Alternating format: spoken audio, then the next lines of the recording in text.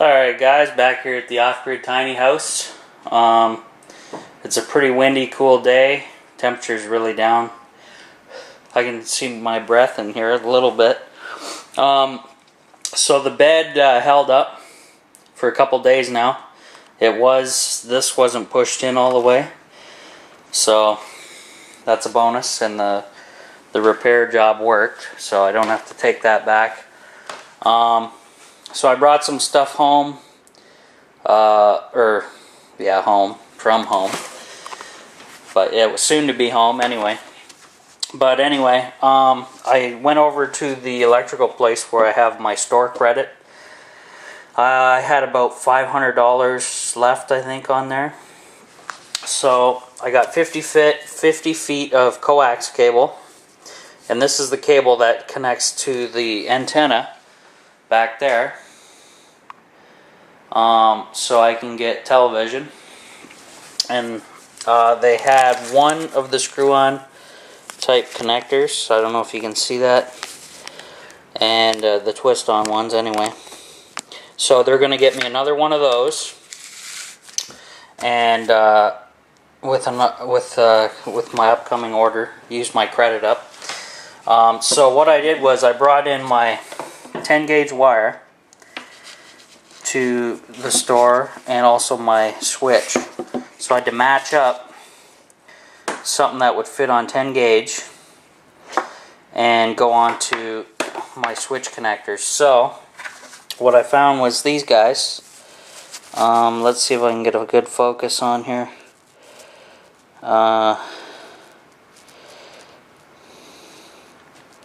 Give you a good number on there. P21. So he said they're rated for up to 8 gauge, so that's going to work. Now the only thing I'll show you here, they fit onto the wire first. I'll show you that. So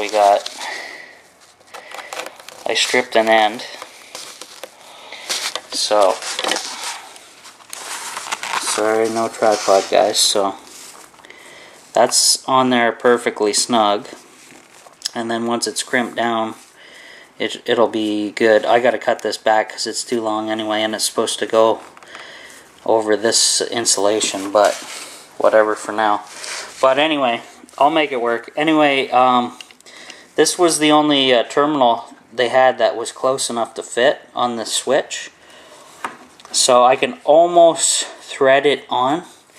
But what I'm going to do is I'm just going to take my drill and burr it out carefully to fit nice and tightly to that size. And I have to do that with all of them.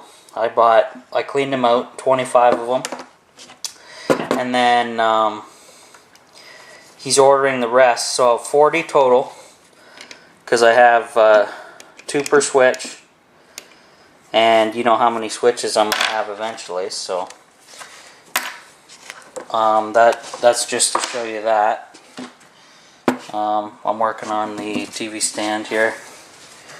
So also, my dad gave me this guy, his old camping stove, so I'll pull it out of the box, show you guys that. Whoops.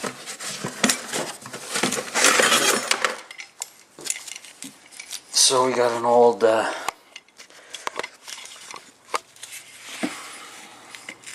and then the bottle just screws on the bottom.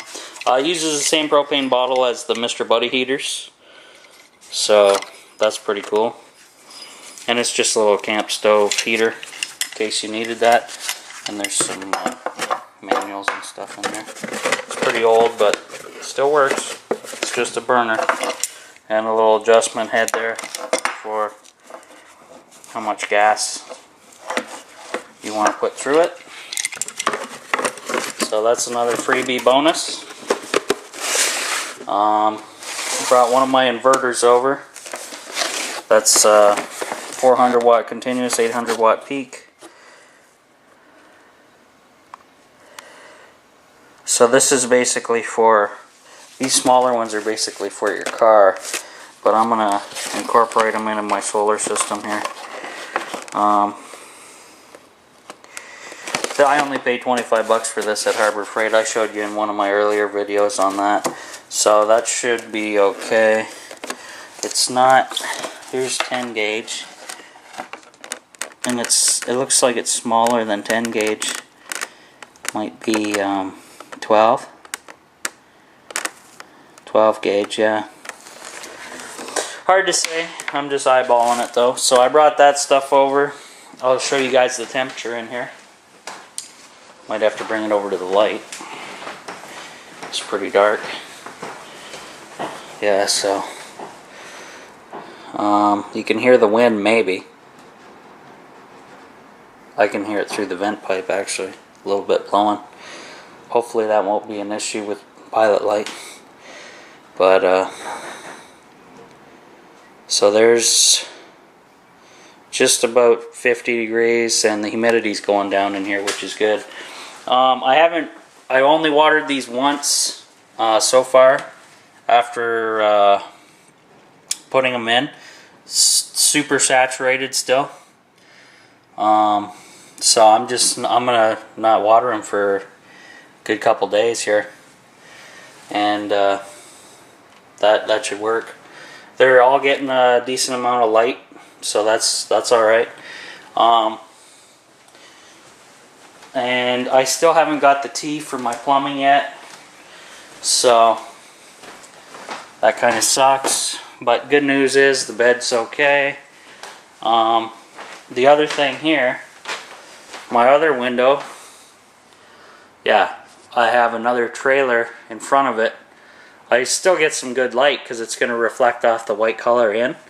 So I might be able to make something up here with my scrap lumber. I got an overhang here so that I can only go that far.